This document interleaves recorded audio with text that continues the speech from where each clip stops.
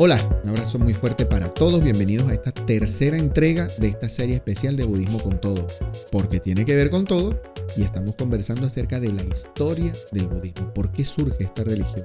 Hemos ya abordado no solamente el entorno social en el que se desarrolla la vida de este personaje que fue conocido con distintos nombres, pero que hoy conocemos como Buda.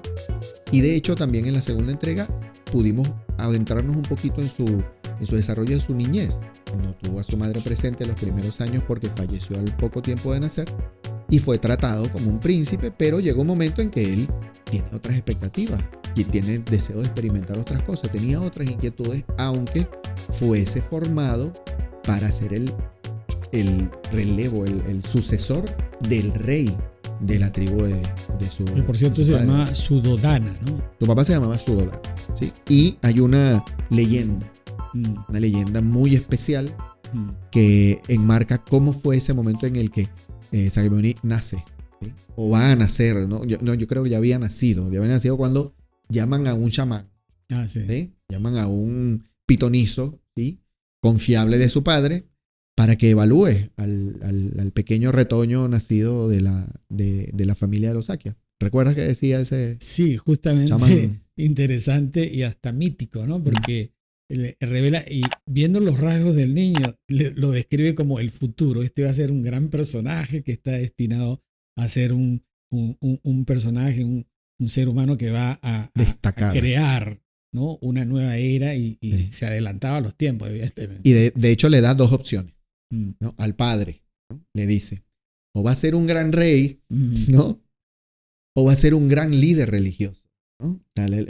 Y él optó por lo segundo. ¿Entiendes? Entonces, el papá ya estaba predispuesto, ¿no? Quizás por esa razón es que él hace que, y lo vamos a desarrollar en la conversa, que el padre, preocupado por esa, digamos, profecías que le habían hecho al nacer Sakyamuni, es que lo prepara, pero tratando de que él no se incline hacia el lado religioso. El padre era, tiene que ser mi sucesor, le voy a dar una buena educación en artes marciales o más que nada militares, ¿no? De manera que esté preparado. Y inclusive hace que se case a una edad muy temprana, que lo vamos a tocar también. Listo, vamos a entrar en eso. Me gustaría que empezáramos ahora a hablar de los nombres que tomó Sakyamuni, ¿no? Porque evidentemente, como hablamos en las entregas anteriores, es conocido como Siddhartha Gautama en el mundo occidental, pero Sakyamuni es como el iluminado, el que ha alcanzado esa verdad. Sakyamuni es el sabio de los Sakya. Sabio de los Sakya, ¿no? Pero entonces fíjense, aquí hay una parte donde dice que realmente ese nombre no se le daba a una persona como tal, sino a la condición que desarrollaba, ¿no? Y evidentemente esta condición surge cuando Siddhartha toma la decisión de abandonar su reinado y va en búsqueda de su propia verdad, ¿no? Para llegar a meditar y encontrar su propia iluminación. Eso es un episodio muy, muy, muy profundo, ¿no? Para entenderlo, porque cuando se nos habla de la práctica, no, por ejemplo, cuando uno entona la ley, uno manifiesta la iluminación, pero manifestar. Acuérdense que en nuestro lenguaje tiene mucho peso el significado de las palabras. Yo siempre me he preocupado también por estudiar lo que existe en el mundo denominado la ciencia de la semántica, que es la interpretación. ¿Cómo interpreto esto? Y tú expones un tema y probablemente dos personas tengan dos opiniones diferentes. ¿Cuál es la verdad?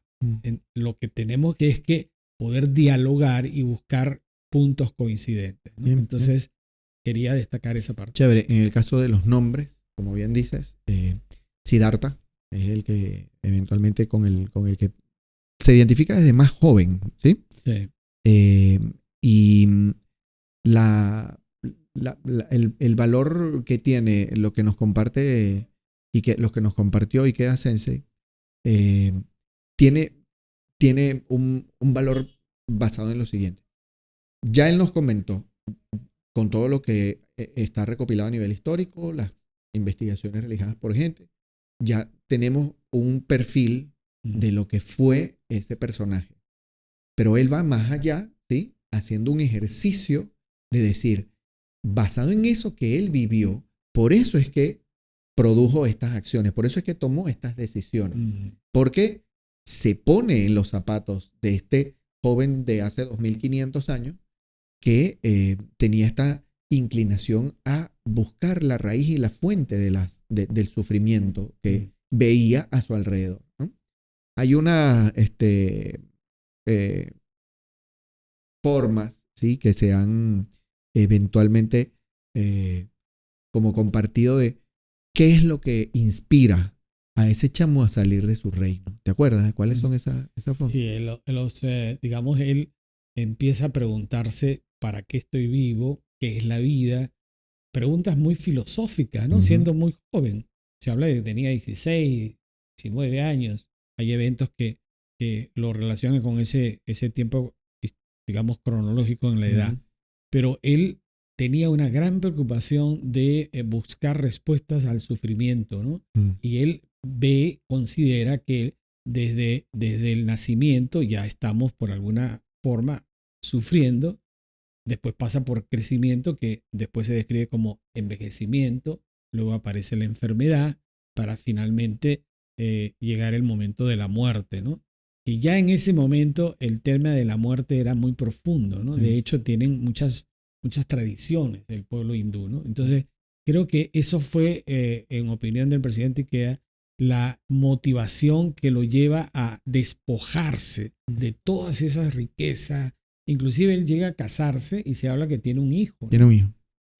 Y sin embargo, su paternidad no fue, digamos, el elemento que impidió su búsqueda espiritual. No es que lo podemos definir como un mal padre, sino que más allá de eso, él tomó la decisión de buscar respuestas, ¿no? Y cuando tú hablabas, por ejemplo, del evento que viviste cuando llegaste por primera vez a Perú después que saliste y ya llegaste como un joven, yo estaba recordando que lamentablemente nuestras culturas sudamericanas, pero más conozco la peruana, evidentemente, porque nací allá, es que existe, y bueno, también en Venezuela, la paternidad es muy cuestionable, porque realmente los padres desestiman su valor, su responsabilidad. Por eso es que hay tantas mujeres, damas, que han asumido el rol de padre y madre, y eso es algo que hay que cambiar, porque realmente si no construimos personas dispuestas a aceptar responsabilidad, entonces, ¿qué esperamos para las generaciones futuras, ¿no? Sí. Van a repetir el mismo patrón. Y quizás eso es lo que se proponía este joven. Existen muchas desigualdades. Veo muchas desigualdades. Veo mucha conducta escapista, por un lado, y mucha conducta que es el lado opuesto, ¿no?, del escapismo basado en perseguir unas normativas o formas de vida basadas en muchas prohibiciones que rayaban en lo inhumano, ¿sí? Que son las famosas posturas ascéticas o prácticas ascéticas, ¿sí? Pero esas son las cosas que se encuentra este chamo cuando sale de la ciudad en la que se supone que nació, que es Kapilavastu. Él nace en una ciudad llamada Kapilavastu, que se decía que tenía una fortaleza amurallada o que era una fortaleza amurallada, y vivía él ahí. Este reino se supone que había tres entradas o 4 entradas, y él decidía salir por una vez, en otra por otra vez. Muy importante, nunca salía solo. Y tenía sentido, es un príncipe. Así tenía que salir con alguien que lo cuidaba, ¿sí? Okay. Y ese alguien que lo cuidaba, pues obviamente también estaba atento de lo que este chamo tenía que atravesar. Por ser un príncipe, nosotros siempre vamos a tener la posibilidad o sea, de manera natural nos va a sacar, bueno, cuando un chamo de una familia acaudalada va porque quiere ir de viaje, porque quiere irse de fiesta, ¿no? Entonces los padres siempre le mandan al guardaespaldas. Sí. Siempre hay una escolta que va con esa gente. Y no tiene que ser tan diferente porque era un rey, era hijo de un rey. Así que siempre tenía a 1, 2 o más, una cuadrilla que funcionaba como sus escoltas. Y esas eran las salidas del príncipe. Exacto. Esas eran las formas. Y eso lo marcaron a él, sin duda, ¿no? Esas salidas son lo que le terminan diciendo: hay algo que tengo que descubrir, qué pasa en la fuente del ser humano, en la fuente de la vida de todo ser humano, que hace que haya tantas formas de expresar el sufrimiento. Sí. Dígalo. De hecho, esto me hace recordar que, por ejemplo, y en la actualidad, cuando uno piensa que gran parte de la calidad de mi vida sería diferente si yo tuviera los recursos, ¿no? Económicos, sociales, el cariño de los que me rodean, y eso no deja de ser humano. Eso es algo que como seres humanos siempre vamos a buscar.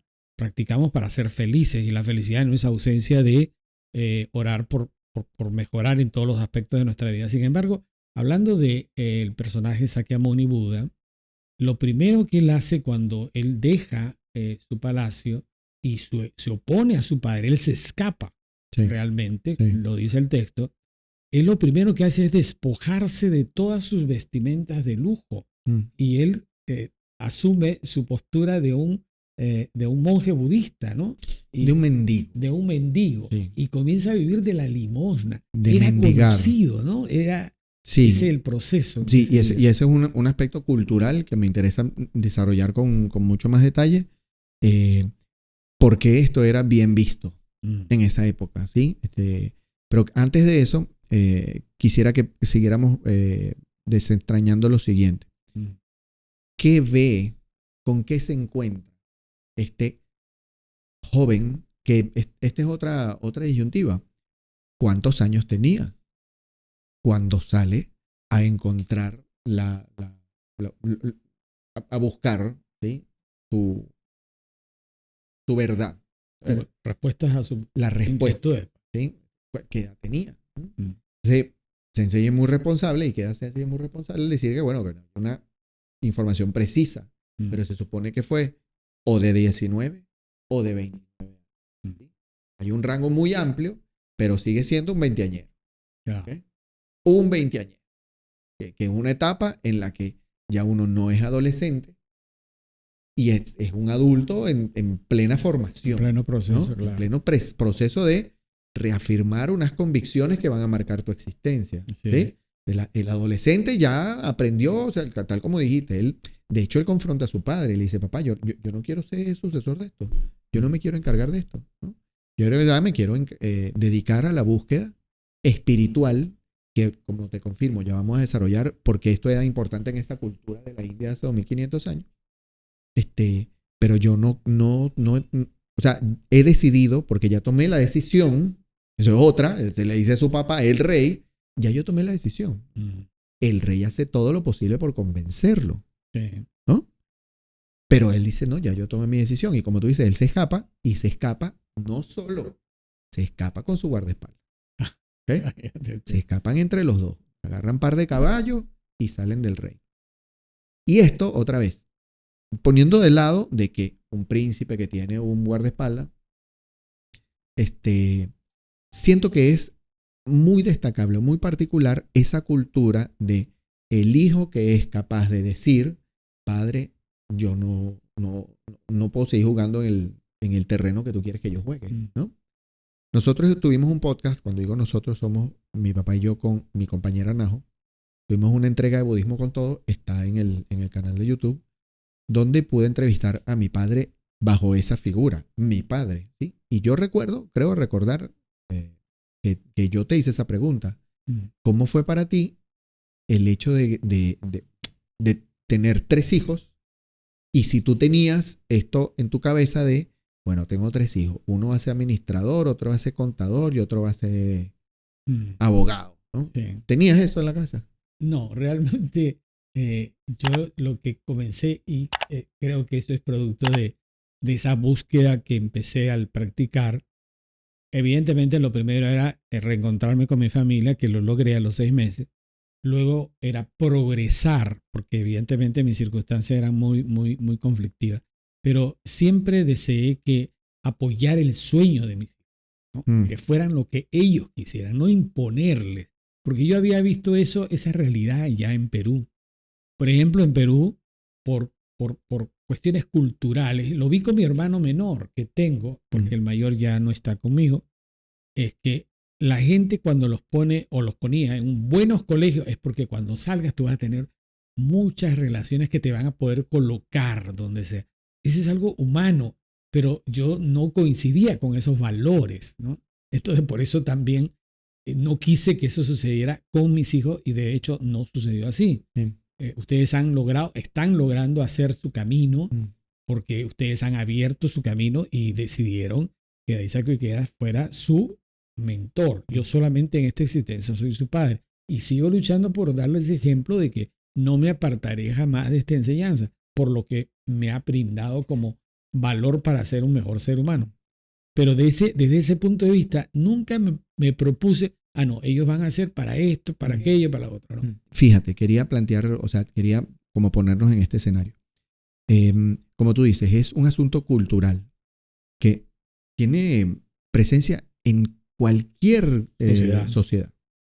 En todas las latitudes va a haber esta realidad de que por momentos coyunturales, en algunos momentos más que otros, ¿sí?, sea natural para los padres pensar, tienes que estudiar esto, mi chamo va a estudiar esto, mi chamo. De hecho, ni siquiera de repente decir, estudia lo que tú quieras, pero estudia. Es decir, vas a llegar a la universidad. No me interesa que vas a estudiar, pero vas a llegar a la universidad, ¿no? Por ejemplo, en culturas, por ejemplo, hoy en día en Asia, es muy importante que los chamos lleguen a la universidad. Es un asunto culturalmente fuerte, ¿sí? Y el que no llega es porque tiene unas carencias económicas muy grandes, ¿ok? O por el contrario, porque tiene unas facilidades económicas muy amplias y decidió no ir para la universidad. Pues. Pero en países de Asia eso es muy fuerte. En mi caso, yo siempre agradecí que de mis dos padres nunca tuve esa presión, ¿sí? Yo, de hecho, yo no fui a la universidad. Yo trabajé contigo desde muy chamo, pero mi hermano, el segundo, sí. Y sabes que es así. Yo más bien decía, deja que termine su carrera. No lo pongas a trabajar todavía, deja que termine su carrera para que después venga a trabajar. Y en el caso de mi hermana, ella sí hizo carreras técnicas, fue como más relajado. Elige ya lo que tú quieras, dale, no tienes que trabajar, no tienes esta presión, dale lo que tú quieras. Y con mi chamo no fue diferente. Y lo que quiero confirmar es que para mí hay una gran presencia del aspecto filosófico. Es decir, la forma con la que tú abordas la vida se transmite a tus hijos. El señor Suddhodana tenía en su cabeza, mi chamo tiene que ser el relevo. Esta tribu no puede quedar tan acéfala. Yo necesito, porque reconozco un potencial en él, porque ya me lo dijo un chamán desde que estaba chiquitico, este va a ser un gran líder, ¿no? Así que tengo que aprovecharlo, tengo que garantizar la fortaleza de los Chakyas y confirmo como mi intención era, no eran una tribu muy grande, no eran una ciudad muy grande, no eran un reino auténticamente independiente porque dependía de la protección de otros. De hecho, estaban amenazados por otros reinos. Continuamente eran amenazados por los vecinos que tenían ahí. Así que él tenía que, la mentalidad del rey es, yo tengo que proteger mi reino, ¿sí? Por tradición, él necesitaba este relevo, pero construyó, educó, de repente la palabra construir no queda bien, pero educó a su hijo, construyó una educación para su hijo, que después se convirtió en Buda. O sea, tan mal no lo hizo. A eso me refiero, ¿no? Claro, y fíjate, desde el punto de vista doctrinal, lo que aprendemos con el estudio del budismo, quiere decir que en la vida de este personaje, Suddhodana, padre de Sakyamuni, como misión de vida fue traer este mundo al ser que iba a ser el promotor de la creación de una nueva forma de vivir que se denominó budismo, ¿no? Entonces, claro, hay una misión muy profunda. Y ya vamos a conversar acerca de todas esas relaciones de cómo después que Buda establece su enseñanza, su familia termina siendo su discípulo, incluyendo su papá. Pero vamos a terminar y esta su entrega. Hijo también, Rahula. Y primos y todos aquellos que vienen ya en próximas conversas. Terminamos esta tercera entrega de esta serie especial de Budismo con Todo, porque tiene que ver con todo. Los seguimos invitando para las próximas.